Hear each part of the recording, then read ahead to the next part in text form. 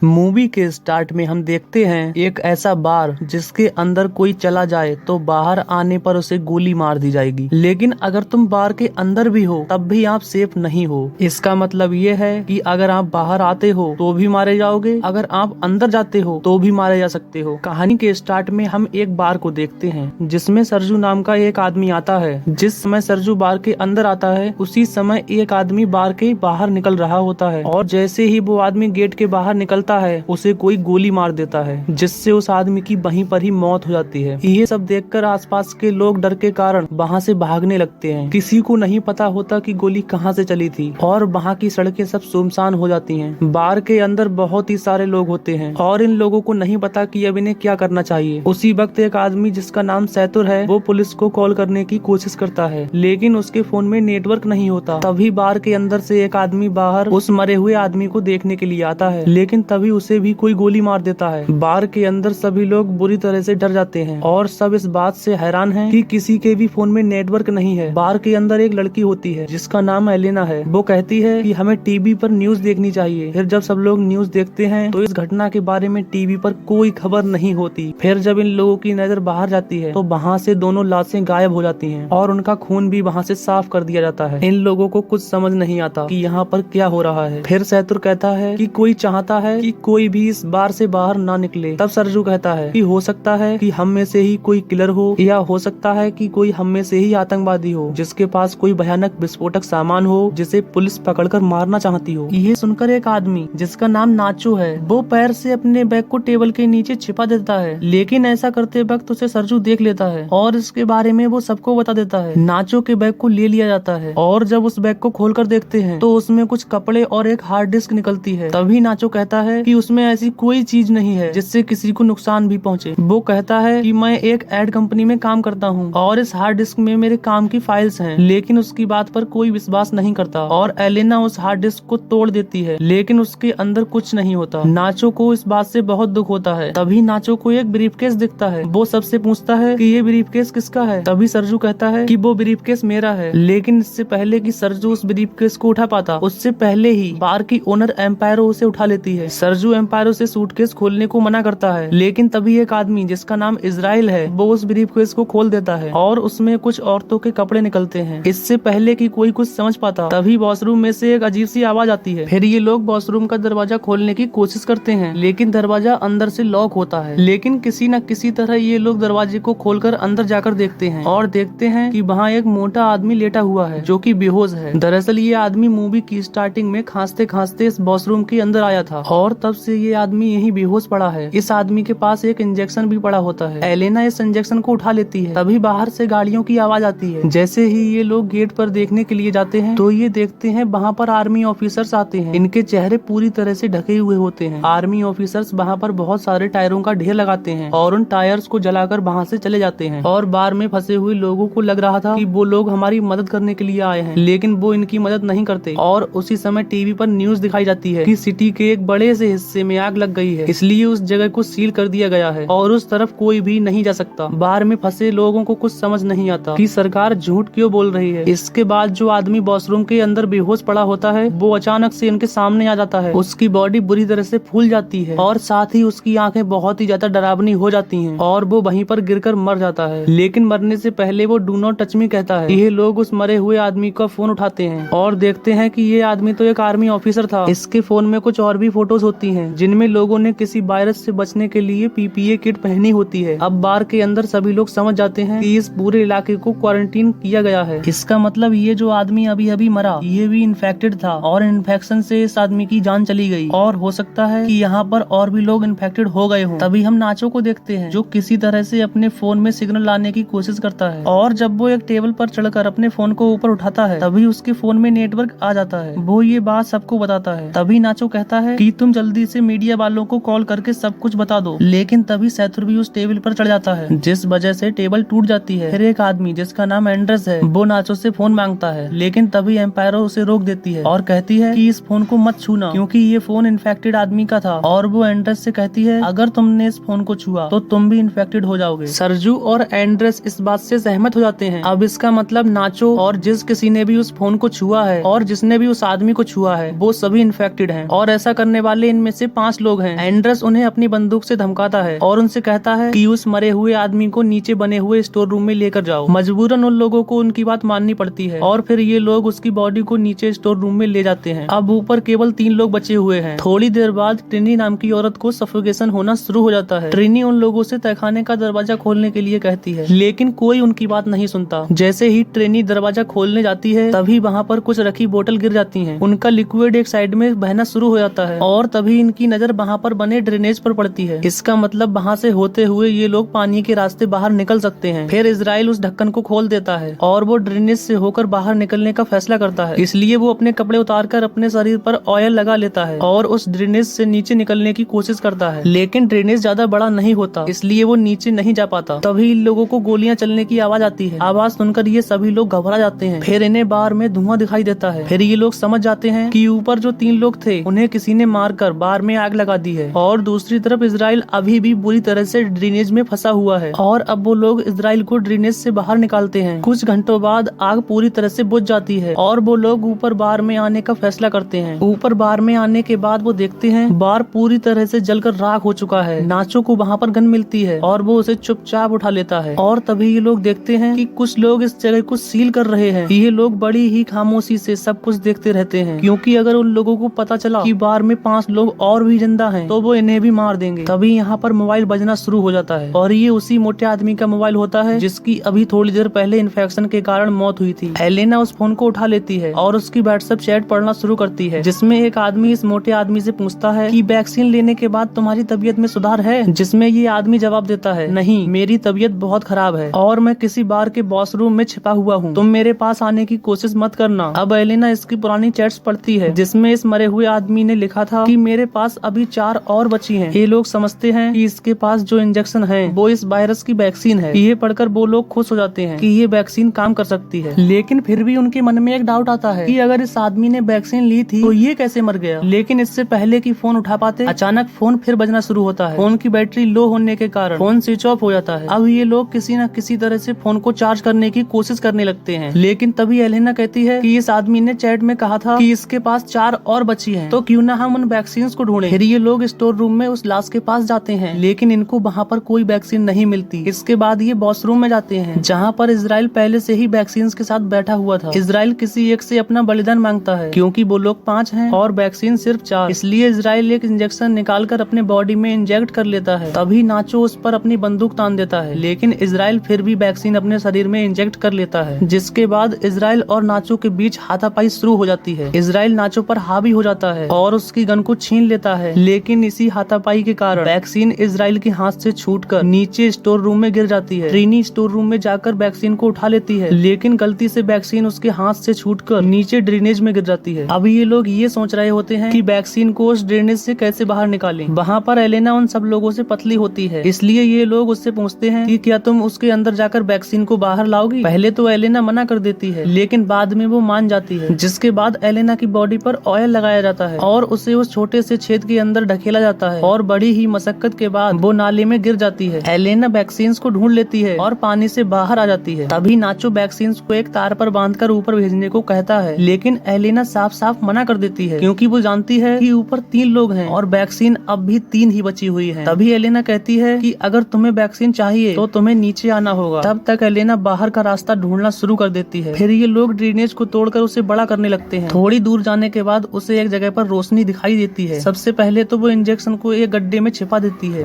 और सीढ़ियों से ऊपर जाकर देखती है कि वहाँ पर बहुत सारी पुलिस फोर्स है जो बार में मरे हुए उनके 3 साथियों को वहाँ पर जला रही है। वो 4 लोग जो बार में थे वो भी किसी न किसी तरह से नीचे आ जाते हैं। इजराइल और नाचो के बीच फिर घमासान युद्ध शुरू हो जाता है और इस बार नाचो उससे बंदूक छीनकर उसे गोली मार देता है। अब क्योंकि नाचो के पास गन होती है इसलिए उससे सब डर रहे होते हैं। तभी नाचो शत्रु को गन पॉइंट पर लेता है और एलेना को वैक्सीन देने को कहता है। नाचो कहता है कि हमारे पास 3 वैक्सीन है और इसको मारने के बाद हम तीनों बच सकते हैं। फिर एलेना इन सबको बाहर की ओर ले जाती है जहाँ उसने वैक्सीन छिपा रखी थी। धीरे धीरे वो लोग आगे बढ़ते रहते हैं। नाचो और एलेना आगे आगे चल रहे होते हैं और ट्रिनी और सैतुर इनके पीछे पीछे चलते हैं। तभी अचानक ट्रिनी सैतुर को पानी में डुबाकर मारने की कोशिश करती है ताकि सारी दिक्कत ही खत्म हो जाए, लेकिन नाचो ट्रिनी को ऐसा करने से रोक लेता है। ट्रिनी नाचो से कहती है कि तुम मुझे मार दो और तुम वैक्सीन आपस में बांट लो जिससे तुम्हारी जान बच जाए। नाचो ट्रिनी पर बंदूक तान देता है, लेकिन वो गोली नहीं चला पाता। तभी ट्रिनी नाचो से बंदूक लेकर यहाँ से थोड़ी दूर जाकर खुद को गोली मार लेती है। अब ये 3 लोग बचे हैं और इनके पास 3 इंजेक्शन भी होते हैं, इसलिए सब एक एक इंजेक्शन ले लेते हैं। लेकिन इससे पहले कि ये लोग इंजेक्शन अपने शरीर में इंजेक्ट कर पाते, इससे पहले ही यहाँ पर इजराइल आ जाता है, जो अभी भी जिंदा है। इजराइल शत्रु के पीछे से हमला करके उसे जान से मार देता है। अब इजराइल को गुस्सा आ जाता है और अब वो नाचो और एलेना की जान के पीछे पड़ जाता है। तभी नाचो और एलेना को सामने सीढ़ियां नजर आती हैं। वो दोनों सीढ़ियों की ओर आगे बढ़ने लगते हैं, लेकिन तभी एलेना के पास जो इंजेक्शन होता है वो छूटकर नीचे गिर जाता है। अब क्योंकि इजराइल भी उसके साथ सीढ़ियों पर चल रहा है, इसलिए वो अब नीचे नहीं जा सकते। नाचो जल्दी से अपना इंजेक्शन एलेना को दे देता है। फिर इजराइल नाचो के पैर पकड़कर उसे नीचे खींच लेता है, जिससे नीचे गिरकर उन दोनों की मौत हो जाती है। अब जो एलेना के पास इंजेक्शन होता है वो उसे अपने शरीर में इंजेक्ट कर लेती है और ऊपर ड्रेनेज के ढक्कन को खोलकर बाहर निकल आती है। बाहर निकलते ही उसे बहुत सारे लोग दिखाई देते हैं और सरकार ने आगे के इलाके को पूरी तरह से सील किया हुआ है। तभी एक औरत उसकी बॉडी पर अपनी जैकेट डाल देती है। एलेना को बिल्कुल होश नहीं होता और वो चुपचाप उन लोगों के साथ भीड़ में शामिल हो जाती है। लास्ट में हमें पता चलता है कि वो आदमी जो बार में खांसता हुआ अंदर आया था वो एक आर्मी ऑफिसर था, और हो सकता है कि आर्मी कोई बायोलॉजिकल वीपन बना रही हो जिसमें आर्मी अपने दुश्मन देशों पर हमला कर सके, लेकिन किसी गलती के कारण इनका ही एक आर्मी ऑफिसर इन्फेक्टेड हो गया हो। इसके पास इस वायरस की वैक्सीन भी थी, लेकिन वो आदमी पहले से ही बीमार था, इसलिए इस आदमी को वैक्सीन का कोई असर नहीं हुआ और उसकी मौत हो गई। और जब उन आर्मी ऑफिसर्स को पता चला कि उनका ऑफिसर बार में है, तो उन्होंने उस एरिया को सील कर दिया ताकि वहाँ से कोई बाहर ना निकल पाए और इस वायरस को इसी जगह पर ही खत्म किया जा सके, चाहे उन्हें इसके लिए बेगुनाह लोगों को ही क्यों न मारना पड़े। थोड़े बहुत लोगों के चक्कर में वो पूरे देश को खतरे में नहीं डाल सकते, इसलिए उन्हें मजबूरन ये कदम उठाना पड़ता है। और इसी के साथ ये मूवी यहाँ पर ही एंड हो जाती है।